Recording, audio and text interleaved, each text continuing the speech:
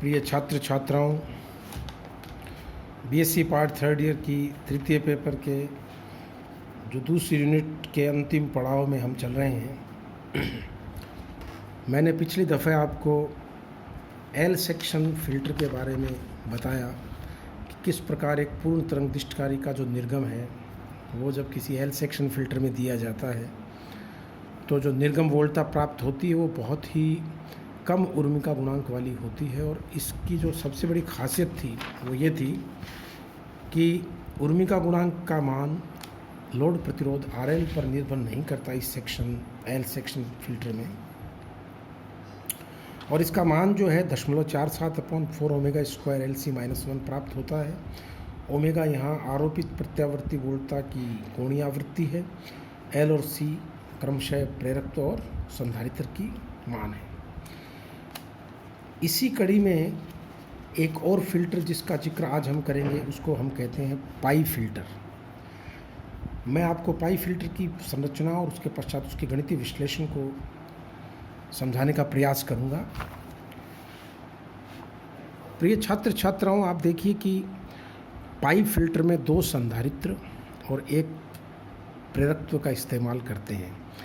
चूँकि इस संयोजन की आकृति ग्रीक लेटर पाई के समान होती है, देखिए पाई जो होता है वो इस तरह का होता है, तो ये एल ऊपर वाली लाइन और साइड की दोनों लाइन संधारित्र के द्वारा निर्मित होती है, इसलिए इसको हम पाई फिल्टर बोलते हैं, पाई सेक्शन फिल्टर।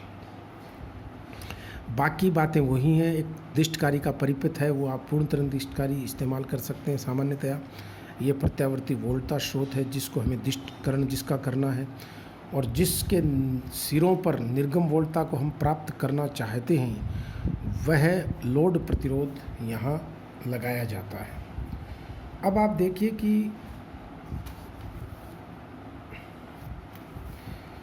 चित्र के अनुसार ये जो शंट संधारित्र C1 है, इसको आप पाई सेक्शन फिल्टर को एक शंट संधारित्र C1 और एक एल सेक्शन का संयोजन मान सकते हो। देखिए मैं अगर इसको छुपा लेता हूँ, ये इस तरह से अगर मैं छुपा लेता हूँ इसको, तो आप ये देखेंगे कि ये आपको एक शंट फिल्टर की तरह नज़र आएगा, और C1 को अगर मैं छुपा लेता हूँ तो ये एल सेक्शन फिल्टर की तरह नज़र आएगा।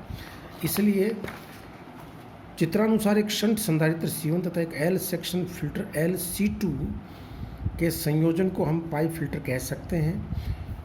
इसकी क्रियाविधि बहुत ही सरल है। चूँकि हम पहले शंट C फिल्टर और एल सेक्शन फिल्टर के बारे में ज्ञान प्राप्त कर चुके हैं, तो अब आपके लिए निहायत ही आसान होगा। जब दिष्टकारी की वोल्टता फिल्टर के टर्मिनल A और B के मध्य आरोपित होती है, तो यानी यहाँ से जो निर्गम उर्मिका वाली वोल्टता है जिसको मैंने उच्चावच पल्सेटिंग DC का नाम दिया था, वो जब A और B के बीच में आरोपित होती है तो इस संधारित्र का जो प्रतिघात है वो 1/ओमेगा C1 के अनुसार दिष्ट धारा को तो ये रोकेगा, क्योंकि संधारित्र हमेशा दिष्ट धारा के चालन के या प्रवाह को रोकता है, और जबकि प्रत्यावर्ती घटकों को उपपथ प्रदान करेगा। तो ओमेगा का मान दिष्ट धारा के लिए 0 होने के कारण बच्चों ये रोकता है, और प्रत्यावर्ती घटकों को ये उपपथ का मतलब बाईपास प्रदान करेगा। अतः दिष्ट घटक तथा बचे हुए प्रत्यावर्ती घटक एल सेक्शन फिल्टर के प्रेरकत्व में प्रवेश करते हैं। यानी बहुत सारा कार्य तो ये संधारित्र C1 कर देता है, और शेष बची हुई जो उर्मिकाएँ और जो दिष्ट धारा जा रही है वो एल सेक्शन में प्रवेश करती है। अब ये कहता है कि दिष्ट धारा के घटक को L यानी प्रेरकत्व कोई भी प्रकार का प्रतिघात प्रदान नहीं करता, क्योंकि ओमेगा L का मान 0 होता है दिष्ट धारा के लिए, और जबकि प्रत्यावर्ती घटकों को ये रोकता है, क्योंकि ओमेगा का मान अशून्य होने के कारण ओमेगा L को ये रोकता है। अब इसी प्रकार C2 का कार्य भी C1 की तरह प्रत्यावर्ती उर्मिकाओं को उपपथ बाईपास प्रदान करना होता है, और दिष्ट धारा को वोल्टता को यह निर्गम में भेजता है। तो आप देखिए हमारे पूर्व में दिए गए लेक्चर्स या आपको समझाई गई बातों के अनुसार यदि संधारित्र C1 के सिरों पर प्राप्त वोल्टता को लगभग त्रिभुजाकार आकृति की तरंग माने, ये देखिए आप, ये वाली यहाँ से जो निकलेगी वो मान लीजिए अगर लगभग त्रिभुजाकार आकृति की तरंग होगी प्रिय बच्चों, जैसा कि मैंने पहले भी आपको बताया है, तो जो निर्गम होगा वो ER/π sin 2 omega T minus ER/2π sin 4 omega T plus ये उसका फूरियर विश्लेषण होगा।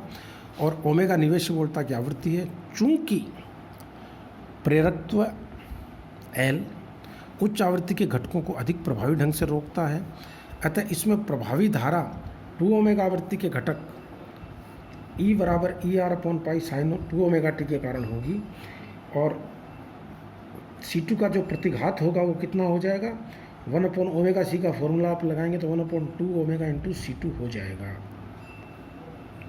इस प्रकार मैं प्रत्यावर्ती घटक धारा का लिखने में सक्षम होता हूँ और इसका मान E/2 omega L minus 1/2 omega C2 होगा। ये अगर आपको याद हो तो बहुत बढ़िया, नहीं कोई बात नहीं, मैं आपको बता देता हूँ। प्रतिघात होता है XL माइनस 1/ओमेगा C जब L और C दोनों श्रेणी क्रम में हो या परिपथ में हो तब। तो L सेक्शन फिल्टर का प्रतिघात हो जाएगा और ये प्रत्यावर्ती घटक आ जाएगा। E का मान आप ऊपर से उठा करके रख दीजिए, ये वाला, तो ये हो जाएगा ER/π 4 omega square LC2 minus 1 sin 2 omega T. अतः C2 के सिरों पर जो निर्गम प्रत्यावर्ती वोल्टता आएगी उसका मान VAC का मान IRMS। और मैं आपको बार बार ये समझाता आया हूँ कि कोई भी प्रत्यावर्ती घटक में जो पीक वैल्यू है उसका बटा √2 आप IRMS लिख सकते हो, यही मैंने यहाँ किया है। 1/√2 इसका मान मैंने 1/√2 और इंटू साइन ओमेगा टी फिर रहेगा नहीं, और ये आप x2 का मान ये रहा। ये आप रखने के बाद x2 का मतलब है संधारित्र C2 की धारिता प्रतिघात 1/, तो ये VAC का मान मुझे प्राप्त होगा ER/√2π omega square LC2 minus 1। अतः लोड प्रतिरोध के सिरों पर जो उर्मी का वोल्टता प्रिय बच्चों आएंगी वो VAC बराबर EM अपॉन, अब यहाँ पर ये जो ER है वो EM की फॉर्म में मैंने लिख दिया है, और EM आरोपित प्रत्यावर्ती वोल्टता का शीर्ष मान होता है। अतः दिष्ट वोल्टता का मान हो जाएगा EM माइनस ER/2, और ये वैल्यू आप रखने के बाद में VDC की वैल्यू आ जाएगी। अतः उर्मी का गुणांक गामा का मान VAC/VDC के हिसाब से अगर अपन निकालेंगे तो 1/√ओमेगा RLC1 4 omega square LC2 minus 1 प्राप्त होगा। यहाँ पे RL लोड प्रतिरोध है, C1 पहले संधारित्र की धारिता है, C2 L सेक्शन फिल्टर में लगे हुए संधारित्र की धारिता है। इसका अर्थ ये हुआ कि उर्मी का गुणांक का मान RL बढ़ने पर घटता है, यानी पाई सेक्शन में जो उर्मी का गुणांक है वो लोड प्रतिरोध पर निर्भर करता है, जबकि L सेक्शन फिल्टर में ये निर्भर नहीं करता।